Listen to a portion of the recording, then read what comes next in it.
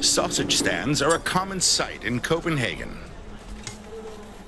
It doesn't take much to set one up. You need a grill, some sausages, and of course, a mobile credit card payment device. These days, only tourists use cash. In the end, when we have to count the register, there's less money to count, it's a bit easier. There's, again, less room to make error, less things for me and the other guys to have in our head when we're closing down after a long day. 20 years ago, Danes paid for 80% of their purchases in cash. Now it's less than 25%. Rarely. Why? It's easy with the card. I never have cash, actually. It's almost a problem when then people go around from door to door collecting money for good reasons. I never have cash to put in the box because we don't use cash anymore. Surveillance and that people, that their lives gets transparent, but I don't care. It's not just Danish consumers who prefer to pay with plastic. Retailers are in the forefront of the move to abolish cash.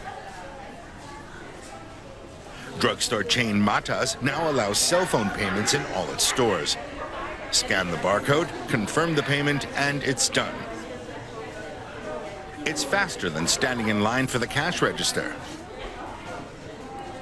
We are interested in getting rid of the cash. It's the handling, the security, and everything around it is very expensive. So definitely want to push that. And that's, of course, also why we introduced the mobile payment to help this process. Danish businesses which don't sell food may soon be getting permission to stop taking cash entirely. But politicians and central bank officials have not yet fixed a date for that to happen. We are obliged to supply the amount of cash the population and the companies demand, and we do that. But on the other side, we think it's also important that we have an efficient, secure payments infrastructure. This whole process of reducing the costs of payments, I think the whole digitalization, that's very important in a country like Denmark. The sausage stand may be the next to accept cell phone payments. A third of all Danes already use an app that makes it possible. Even the coffee vendor next door has already decided to accept digital payments. After all, there's barely room in his tiny truck to store cash.